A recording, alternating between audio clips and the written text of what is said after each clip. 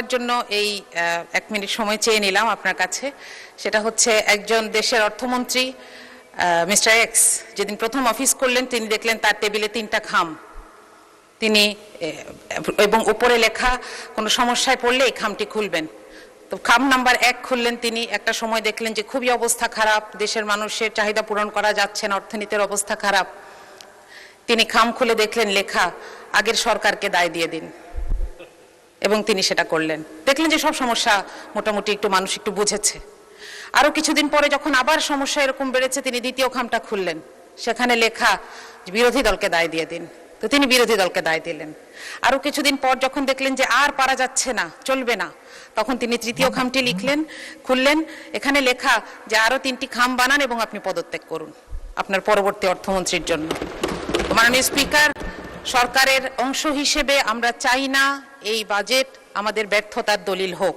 আমরা চাই এই বাজেট বাস্তবায়ন হোক। এজন্য এটার যতগুলো অ্যানোমালি আছে, যতগুলো জায়গায় সমস্যা আছে, এগুলোকে দূর করেই আমরা সামনে এগোতে চাই। আমাদেরকে আরও একটি জিনিস বিব্রত করে যে এই সংসদে এমন 11 জন ঋণ খেলাপি আছেন একই দল থেকে, যাদেরকে দেখলে এখন মনে হচ্ছে যে এই ঋণ খেলাপির পরিমাণটা আমাদের জন্য একটি বোঝা। আমি যদি আপনাকে সংখ্যাটি বলি, এই বাজেটে ঋণ খেলাপির আমাদের মোট পরিমাণ 6,44,000 কোটি এবং করের পরিমাণ 6,95,000 কোটি। মাঝে মধ্যে মনে হয় যে এই বছরটা যদি আমরা এই ঋণগুলো ফেরত পেতাম, আমরা অন্তত একটা বছর করবিহীন জীবনযাপন করতে পারতাম। মাননীয় স্পিকার, এই ঋণের এই যে রাজস্ব আদায়ের লক্ষ্য, এটা আদায়ে এনবিআর 30 বার ব্যর্থ হয়েছে। তারপরও আমরা এবার একটি অবাস্তব প্ল্যান এনবিআরের উপর চাপিয়ে দিয়েছি, যেটার কোনো ইনফ্রাস্ট্রাকচার এনবিআরের নাই। এটা বারবার বলা হচ্ছে কাঠামোগত সংস্কার ছাড়া এই কর আদায় করা সম্ভব নয়, কিন্তু সেটার কোনো সুস্পষ্ট সংস্কার প্রস্তাব ছাড়াই আমরা এমন একটি প্রস্তাব দেখতে পাচ্ছি এ বাজেটে। আমরা জানি না যে সরকারের হাতে কোন আলাদিনের চেরাগ আছে। মাননীয় স্পিকার, আমাদের বাজেটের স্লোগানে আছে অর্থনৈতিক গণতন্ত্রায়ন। আমি জানি না যে এই কারণেই কিনা বাংলাদেশের সবচাইতে বড় ব্যাংকটিকে এবং সবচাইতে বিখ্যাত সেবামূলক হাসপাতালটিকে খুব দুঃখজনকভাবে একটি বিপর্যয়ের শিকার হতে হচ্ছে। এর কারণ হচ্ছে রাজনৈতিক কুধারণা। আমি বলবো এটি রাজনৈতিক কুধারণা, কারণ এগুলোকে আর্থিক প্রতিষ্ঠান হিসেবে না দেখে সরকার বিরোধী দলের প্রতিষ্ঠান হিসেবে দেখছে, যেটি সুস্পষ্ট অসত্য। মাননীয় স্পিকার, গতকাল আমি একটি ফোন কল পেয়েছি। একজন মা আমাকে ফোন করেছেন, উনি সম্ভবত কোথাও থেকে আমার নাম্বার পেয়েছেন, উনি কাঁদছিলেন, উনি বেসরকারি চাকরি করেন। তিনি বলছিলেন যে আপা, আপনি সংসদে একটু বলবেন যে প্রধানমন্ত্রীকে আমরাও ভোট দিয়েছি, কিন্তু আমাদের জন্য তো কোনো নির্দেশনা নাই। আমি নিজেও এখানে আসার আগে একটি বেসরকারি চাকরিতে ছিলাম, আমরা জানি কি অমানবিক আচরণ এই বেসরকারি চাকুরিদের সাথে করা হয়। তাদের জন্য এখানে কোনো নির্দেশনা নাই। আমি আশা করব যে সরকারি পে স্কেলের পাশাপাশি বেসরকারি পে স্কেলের ব্যাপারেও কিছু নির্দেশনা আসুক। এটার অভাবেই সরকারি চাকরিতে চান্স পাওয়ার জন্য এই ঘুষ বাণিজ্য, নিয়োগ বাণিজ্য হয়ে থাকে। মাননীয় স্পিকার, আমরা এখানে একটি দুঃখজনক কথা বলতে চাই, সেটা হচ্ছে আমাদের প্রধানমন্ত্রী, আমাদের সবার প্রধানমন্ত্রী, বাংলাদেশের প্রধানমন্ত্রী, তিনি যখন একটি এআই জেনারেটেড ছবি দিয়ে একটি বিবৃতি দেন, তখন আমরা জাতি হিসেবে বিব্রত হই।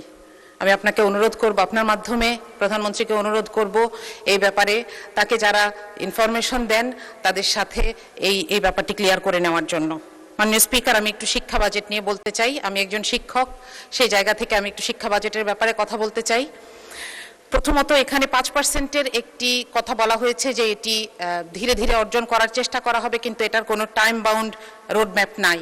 দ্বিতীয়ত, আমাদের সমস্যা কিন্তু বরাদ্দে নয়, আমাদের সমস্যা হচ্ছে সক্ষমতায়। আমরা গত বছরের সম্পূরক বাজেট দেখছি, যেখানে 100 টাকা বরাদ্দ ছিল, আমরা হয়তো 97 টাকা খরচ করতে পেরেছি, কিন্তু তারপরেও আমরা আগামী বছর কেন 110 টাকা খরচ করার পরিকল্পনা নিয়েছি, এটা আমার কাছে পরিষ্কার নয়। এখানে কিছু ভুতুরে বরাদ্দ আছে। শিক্ষা মন্ত্রণালয়ের 3টি অংশ মিলে যে বাজেট, সেখানে 14,000 কোটি টাকা বাড়তি চাওয়া হয়েছে। আমরা জানি না এই গ্যাপটা কি দিয়ে পূরণ হবে, অর্থাৎ এই টাকাটি কোথায় খরচ হবে। বাংলাদেশে কওমি শিক্ষার মতন একটি ঐতিহ্যবাহী ধারা নিয়ে বাজেটে কোনো নির্দেশনা নাই।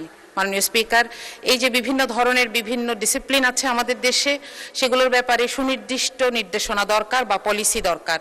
যেমন আমাদের বিশ্ববিদ্যালয়গুলোকে বলা দরকার তারা যেন স্বায়ত্তশাসিত হয় এবং নিজেদের পয়সা নিজেরা জোগাড় করে।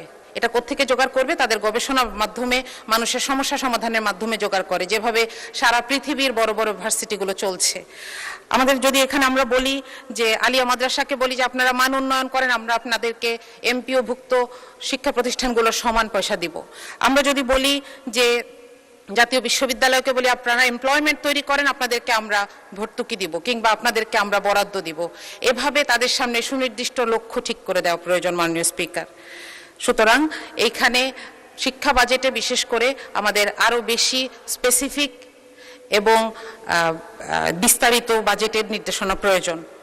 সবশেষে একটি সংখ্যা বলছি যে পরিচালন ব্যয় যদিও বলা হচ্ছে যে এবার পার্সেন্টেজে কমেছে, কিন্তু বাজেটের সাইজ যেহেতু বড়, তাহলে আগের বছরের থেকে প্রায় 6,22,000 কোটি টাকা বেশি পরিচালন ব্যয় নিয়ে এই বাজেটটি আমাদের সামনে পেশ করা হয়েছে। তো এটার ব্যাপারে আসলে এই স্ট্যাটিস্টিক্সগুলোর ব্যাপারে সততা দরকার ছিল, যে পার্সেন্টেজের ক্ষেত্রে কমানো হলেও আসলে এটা টাকার অঙ্কে বেশি। মাননীয় স্পিকার, বাজেট আসলে একটা দেশের মানুষের এবং সরকারের সাথে একটি সামাজিক চুক্তি। সুতরাং এখানে বাস্তবসম্মত, জবাবদিহিমূলক এবং প্রাতিষ্ঠানিক সক্ষমতা প্রয়োজন।